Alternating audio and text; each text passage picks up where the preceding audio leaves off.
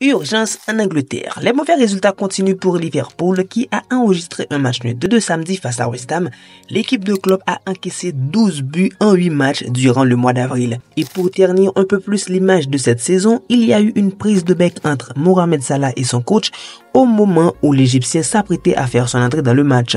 Il a fallu l'intervention de Darwin Núñez pour calmer son coéquipier. Entre-temps, n'oubliez pas de vous abonner à Cara Sport pour ne pas manquer le Lap Score. Manchester United ne jouera pas la Ligue des Champions la saison prochaine. Après son nul 1-1 contre Burnley, l'équipe mancunienne ne peut plus atteindre la 4e place mathématiquement. En marge de la rencontre, Erik ten Hag a déclaré que United ne peut être un candidat au titre la saison prochaine, mais peut seulement lutter pour une place dans le top 4 si les joueurs sont performants. Il espère que son équipe fera un bon mercato estival. Derby londonien, victoire d'Arsenal 3-2 contre Tottenham. Et Manchester City qui vient à bout de Nottingham Forest 2-0 avec un but de Haaland pour revenir à 1 point d'Arsenal à la 2e place avec un match en moins. En Allemagne, Harry Kane est sur un nuage.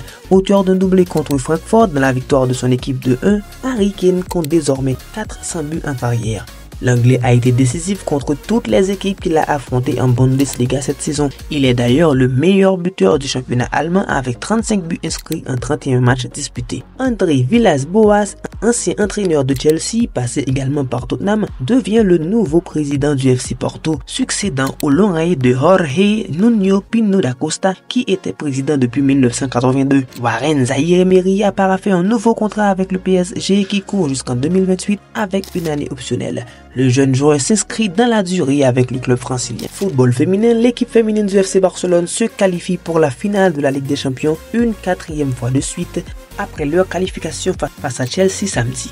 Victoire 2-0 avec des buts signés Aitana Bonmati et Rolfo Fridolina. Alors que dans le duel 100% français, c'est l'Olympique Lyonnais qui prend le billet grâce à sa victoire 2-1 contre PSG avec Melchi Dumornay, auteur d'un but et d'une passe décisive. Coventina a dominé cette série. Elle est élue meilleure joueuse de la semaine comme c'était le cas la semaine dernière. C'est la fin, dites-nous en commentaire si vous aimez le Lap Score.